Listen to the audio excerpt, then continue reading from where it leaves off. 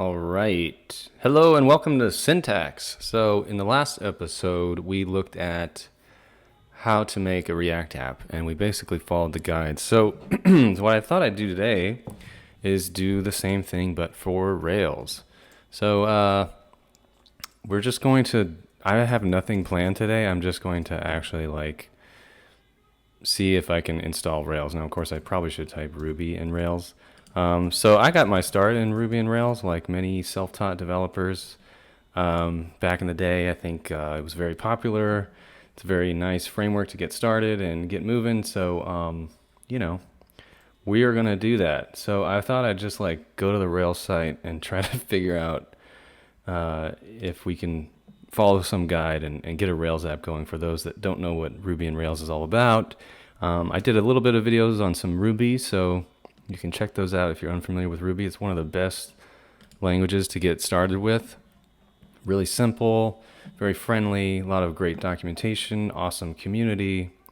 So look, I'm just skipping over all this stuff. But as we build this, I'll try to explain a bit of it. I mean, I've been doing Rails development professionally for over 6 years. However, in the last few years, I've been doing more Elixir videos. And actually, if you're curious about that, I have a complete channel on that.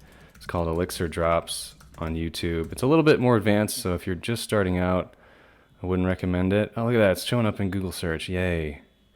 But this is the whopping 108 subscribers. But if you're interested in Elixir, it's a sweet, sweet language.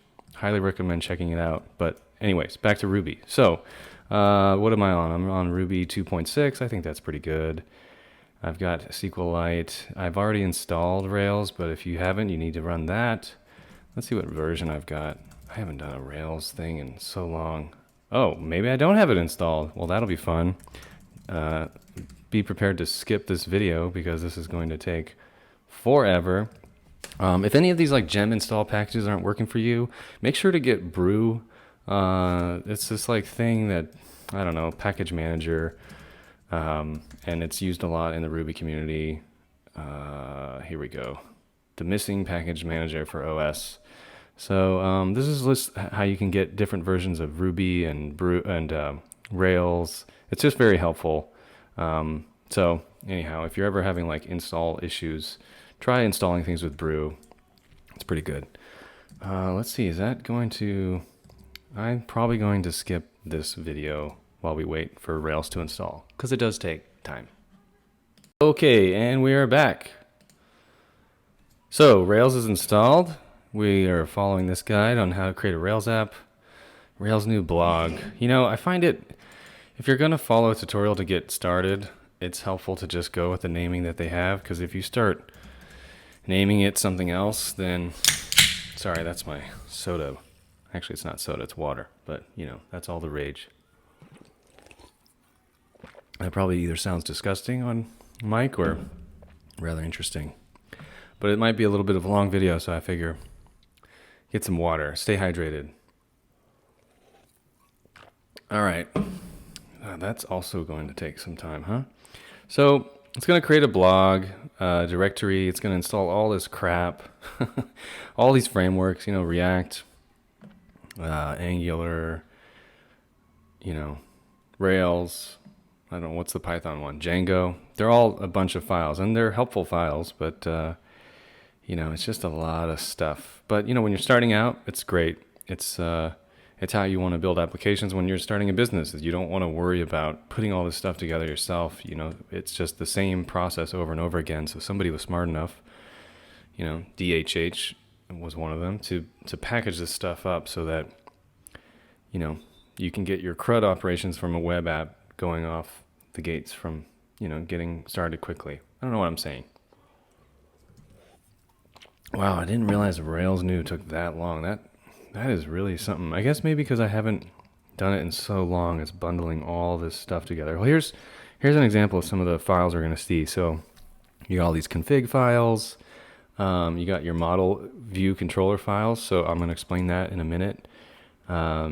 These are your HTML files with the .erb. That's just a Ruby thing so that you can write Ruby inside your HTML, which is pretty cool. And whoa, whoa, whoa, whoa, whoa.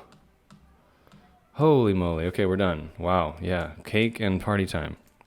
Okay, so what did it do? It made this blog, and we're going to open this up. It has all these files in it. Wow. Okay, let's get going with our blog. Let me see if I can just make this a little bit better for us. Is that better? Yes. Okay. So let's follow the guide. What do we have here? We have an app, bin, config. I mean, here's all this stuff, documentation, but I really just want to kind of show you how to make web pages and how to maybe, if we have enough time, maybe add a DB to it as well. So Rails server is how you start it up. And I think it's going to have some template pages already, so we'll see something. It's going to use Puma to run the server. Oh no, yarn file's out of date. Okay, well, I'll just run this. Oh, did it have a different error? I'm not reading the error correctly. Yeah, I think I just need to update yarn or whatever. I didn't know that Rails is now using yarn. That's funny. Yarn is Facebook's NPM. It's Facebook's JavaScript package manager. Uh-oh, I'm getting 2 errors. All right, well, you know what? This is what developers do when they get errors they're not familiar with. They go to Google. So I'm going to see what happens. Well, I'm going to DuckDuckGo, but I should probably go to Google. Sometimes Google's a little bit better than DuckDuckGo, I gotta say. Wrong version of yarn, preventing Rails from starting. That sounds like our issue. Blah, blah, blah, blah, blah. What's the solution? Brew, upgrade yarn. See, there you go. I told you about brew, didn't I? So we're going to do that. Brew, upgrade, yarn. Wow. Maybe I should have planned this video a bit better. Okay, so model, view, controller. For those that don't know, let's see what we get. Yeah, sure, Wikipedia. So the idea here is that this is how you manage your code for a web application. Your view is going to be all of your HTML files. It's kind of where your JavaScript lives. It's everything like front-facing in the app to your users. Your model is where all your data lives. So like your actual records of your users and activities and whatever your application is doing, all your tables, all your SQL tables and rows will all live in your sort of model. And you'll have model code in the sense that it's DB code, and you'll also have like logic living down in the model that's manipulating and dealing with the data, doing the CRUD operations, right? Creating, reading, updating, deleting data. So you'll have that all in this like model namespace. And between the two is the controller. So the controller will handle the interaction between the view and the model. It's a pretty nice paradigm. I think, there's a lot of other ones that are a little bit harder to grok maybe, but I like this idea of MVC. It's very easy to conceptualize in my head as I'm building out programs. And so anyways, that's what Rails is built on, and we are gonna, wow, still going. And that's what we are gonna do today. So, okay, I'm gonna speed up the video right now. And we're back. Okay, so now that all that crap is done, we can run Rails S or Rails server, and it's going to boot up our Rails server, and it's listening on this localhost 3000. So we can go there in a browser and see what Rails made us. Here we go. Yay, you're on Rails. So this is actually a page in our app. Let's do this. We want to say hello to Rails, and we're going to do that with the controller. So this will create a controller for us, as well as some other files. So we need to stop the server, generate a welcome index. All right, so it created this welcome controller. It also created this route. So I believe there's like a routes folder. Yes. So here, this is how the, this is like your mapping between your view and your controller file. So it's like, this is your routes for your web app. So we have a get request to a welcome index page, which means that we'll have this welcome folder and an index file in there. So now it's even telling you where this file is loaded. So that file's created, that folder, that file. They also create a controller test for you. We can look at that, but I'm not really going to cover testing in this. But here it's just testing that the page works. You get this and you're asserting that you get a successful response. And it also gave us some CSS. So if we look at the guide, it'll create all this stuff. And we have this file. So I believe in our app, and I don't know if I have to restart here, but okay, I do, I think. Oh, I don't have the server going. Hello. Okay, no route. So I think it's welcome index. Ooh, come on, slow. There we go. Welcome index. So let's look at how this page is actually working, right? So here's our HTML, right? It's an ERB template, but there's no actual Ruby code in it yet. And it's not talking to any models. The controller for this is in here, this welcome controller. So it has this index method. And the index, the name here has to match to, I believe, the name of this file, if I'm remembering correctly. So it knows what page to render for this route. So we'll go ahead and we'll go with this resources thing. So in our routes, we're going to add this resources articles, and we're going to run Rails routes. So run Rails routes, Rails routes. Okay, did it make all this stuff for us? Yeah. Oh, this is actually just a view of all your routes that it gives you. So this is like, this resources article is hiding the fact that you've created all these routes. So imagine like writing out all these by hand, get, put, delete, all that stuff. If you do resources and then some atom or a symbol here, then you'll get all these routes for you for free. So let's keep going down the guide. Once we've done that, in the next section, we'll do a CRUD. So laying the groundwork. You need to place an application to create a new article. Article's new. Okay, so we're going to create our controller again. So remember, we did that before for our web page, for our welcome page. So we'll create one for articles. And now, am I jumping the gun here? I think if we have like articles new. Okay, I'm jumping the gun. Let's see, let's keep with the guide. Class controller. See an empty controller. Okay, so articles controller. Yes, it is indeed empty. Now what do we want to do? We want an index in there? Yeah, so this is teaching you like how Rails errors work, which is actually pretty good. I don't have the server running, so that's number one. Unable to connect to localhost. Now the server is running and we're going to get this unknown action. Couldn't find new in the articles controller. So this is actually a really nice guide because it's kind of teaching you through errors why things are not working. So there's no new action in this controller. There's no method that's defining this route. So when we place it in there, now we get a different error. So we solve the first one, but there's no template for new. And I bet the guide is saying the same thing. So see, we create our method or our function method in Ruby. But now we don't have a template. So with a new method, we need to create a template. So what is it saying? It's missing a template for requests. So basically there's no view page, right? I mean, we have articles, but it's an empty folder.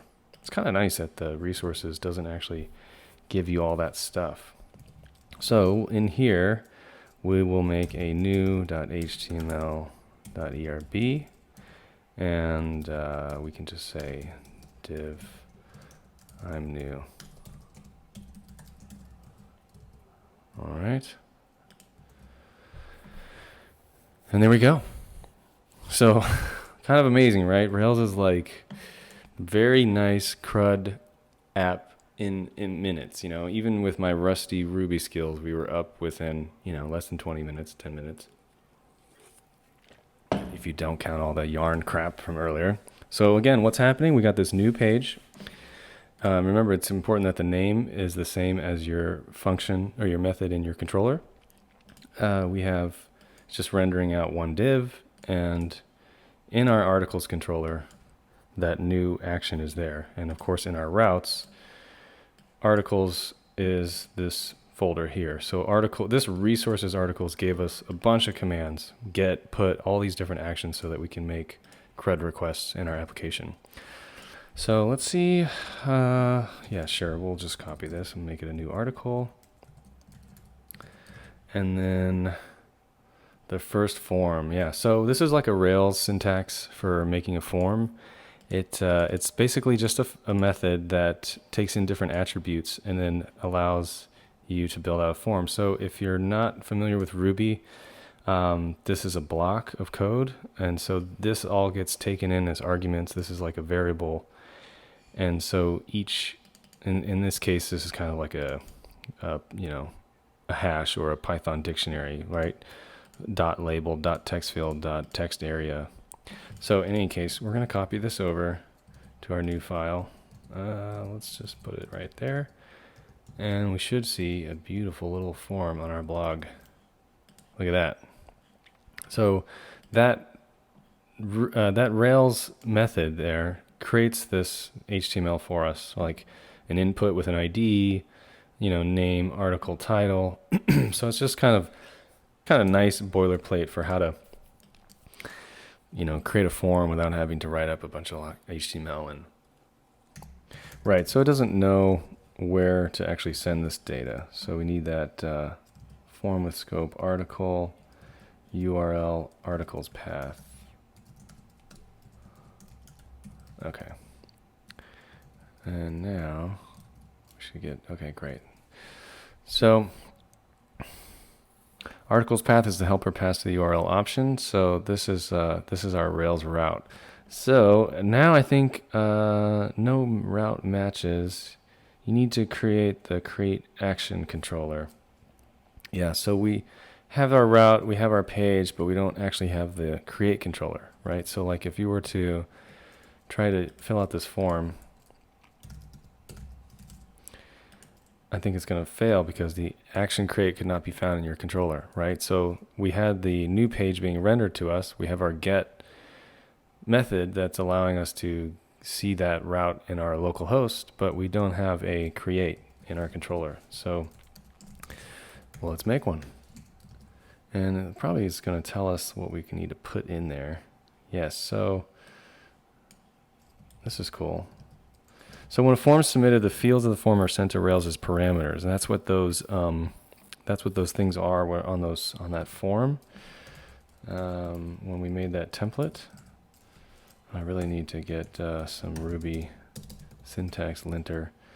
So let's see what will happen when we do this. So we'll go back. We'll refresh this page. Text area. Save the article. And it just inspected the parameters. So title was sent and text was sent. And this is from our form. So you can see here, title and text are variables, right, that were passed down through the controller. And this is the value. So pretty simple. It's just in Ruby they call it a hash. Python it's a dictionary. JavaScript it's an object. Keys and values being passed down through the form. And I don't know what this permitted false is. Maybe it didn't go down or something. So there you go. Simple hash. Ensure you have a firm grasp of parameters, blah, blah, blah. Create the article model. Yes, let's do that. So we have nowhere to store this. So let's do that first. I'm going to actually close the server. I like all these generate functions. So it generated a model for us. Now we're getting to the fun stuff. But it's empty. Oh man, it makes us do all this work. Okay, so yes, so we have this migration file. Oh, did it create that too? Wow. No, it didn't. Did it really? DB migrate. Oh, I guess it did. Okay, cool. So Rails comes with Active Record out of the box. This is your ORM. This is your thing that you will talk to your SQL database with or your Postgres database. So we have this migration now that's creating an articles table with title and text and timestamps. So we need to run that migration, and I think it's just Rails run migration. Let me just make sure. Rails DB migrate. Okay, so I was off a little bit. Too much Elixir. I don't remember all these Rails commands. So now what this does is Rails DB migrate will look at all your migration files actually and run them all in sequential order if they haven't been run before. So, and it checks that against this schema. So now that we've run this, we have this schema file that's creating this table for us. So let's go ahead and keep following the guide. We're going to add this article saving stuff to our controller. So here we go. Instead of this render, we'll do this. So when we do a create, it's going to look at the params. Params is like a freebie. You're getting this from the form. So params articles, because in our, here we were scoping this thing to be called an article. So we're going to make a new article with our params. We're going to save this to this instance variable. We're going to save it to our DB, and we're going to redirect to this article that we just made, because this is going to be a value from our database. So it's going to be its own piece of data. So let's see, did I follow that? I'm sure this guide is explaining things much better than me, but so we're going to get this error because forbidden attributes, security features, strong params. Okay, here we go. Yeah, this is a new thing. Well, not that new now, but I remember this being kind of a headache, but it's important. You have to permit the params that you're able to allow into your app. So rather than just saying willy-nilly let all params be entered in, we're going to make sure that it's this key with, or this hash with these keys. So instead of this very loosely allowing any article to come through. This is just some sort of like hacker prevention, but it's important. So now, and then we also need this silly thing. Gosh, you need like a private function method here, rather, so that, yeah, okay, I see. That's just kind of like syntax sugar here. So this is just some security feature. It's like, it makes sure that your forms don't get hacked, and so that you're only allowing this key or this hash with these keys. Anyways, that's enough about that. If you're curious, read the guide. And okay, let's see if we can actually get this form rolling. So I'm gonna close out of this database connection and start up our server again. All right, we have our new page, and what's our title? New blog. And the text is, oh gosh, text is great article. Save. Okay, so did it fail? Sort of. I believe in our console we have an article. Gosh, I don't remember Ruby at all. Okay, I guess I do a little bit. So you see here in our article model, we actually saved it down to the database. It gave it, it's the first ever record, so it's an ID of 1. It has our title and our text, and I created and updated timestamps. And why this isn't working, you should be able to know by now. There's no show method in our articles controller. So again, we're going to go to our controller, and we're going to make a show method. Now there's a show method, but there's nothing in there because we don't have the view.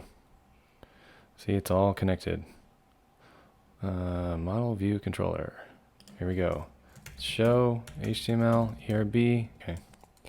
And then let's see, what does it want us to show here? Okay, so first of all, I'm going to come to that in a minute. Let's do this. Let's pretend we had our page and we're like, why isn't it working? Why isn't it showing anything?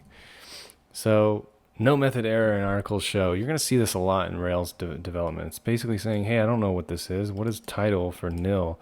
It doesn't have this at article, and it doesn't, so this is nil, and then it's trying to call title on it. Well, this is because we didn't specify this in our controller. So if we go back to our articles controller, we have to say article, but we have to get that from the actual DB, right? So you can see that's what the guide is telling us to do here. Go into the DB and find that article by the params. Because when we render this show page, I'm going to show you in a minute, no pun intended, it is actually going to display, my silly Firefox doesn't show you the URL, but see this ID is actually right here. So articles 1 is passing this as the parameter. This is your ID 1. So now we've got our title and we've got our great article. So I wish I could get rid of all these stupid bookmarks to show this a bit a bit better. But again, when we don't have an index, but we do have a new controller action, and we have a show, right? If we did this, you couldn't find article with ID 2, right? Because it doesn't exist. So if we were to make that, can I just do this like title, second, and text. Oh, come on. Oh, I think I need to save it. There we go. Now it worked, right? Because we added 2 records to our article table. Now we have a second one. And I just happen to do it in console rather than through the form. So that's how it all ties together. You have your model with your data. It has, keys, which are basically rows in your SQL database. And those keys can get rendered through the through your views, right? Title.text. Through your controller is how you're handling the actual piece of data that you're trying to render. So here we have, where's our controllers? Up here. So, yeah, I hope that was helpful and makes sense. The guide is huge and has a lot to get through, but I think that is kind of the main point. I guess new, maybe under the hood, it's doing that stuff for you. I don't know why we don't have to write anything there, to be honest with you. Yeah, let's go ahead and just finish it up and do an index file. So we didn't have an index action, right? So we'll make one like so, and we are going to create an index page in our articles, index html.erb. I'm copying from the list there. And so now when we just go to articles, undefined method each for nil class. Again, we didn't pass that through our controller. So articles is going to be all our articles. And I don't think you need that in Ruby. So what I just do, I copied some code from online. Here's our articles. This is going to be every article in our table coming from our database. For each one, we want to render the title text, and we want this link to this article path. So this is some Rails magic. You can get these link to methods that take the path. Now, article path is because in our routes, I remember when we ran that before, Rails routes, not roots, Rails routes, you'll see this article get. All these have this sort of implied underscore path. So new article path, article underscore path. That's how we're able to connect up the magic here. And this creates our link. So you can see, if we were to go back and inspect this, you're going to get a path, a relative path, an href. And this is what that article path method does for us, is give us this quick link to this show action. So I think that I'm going to stop there. I mean, that was a long video. It's over half an hour. There's a lot more here. It explains it, I'm sure, better than I can. But I hope for anyone that was curious about Rails, that this would be a video to get you started. You can follow this guide and learn all the magic there is to Rails, all the redirect stuff and all that. But that's it in a nutshell. It's not. It seems like a lot at first, but once you get the hang of it, it's very nice. It all kind of glues together. Just keep your mindset in the MVC framework, and you'll be fine. Rails is still very popular out there. Different companies using it, so it's a good thing to learn if you want to get started. I find it a lot easier than JavaScript. And you can start making some web pages on your own. So if you have any questions, comments, concerns, what you want to see in the next video, let me know. I'm planning to maybe do a Python Django thing. I don't know yet. I don't know anything about Django, so we'd all be learning together. But I figure, I'd just go through all the different main languages of web dev and do some frameworks. Or I could go back to JavaScript. Maybe we look at Vue or something cool like that. So let me know in the comments. Thanks for watching. Bye-bye.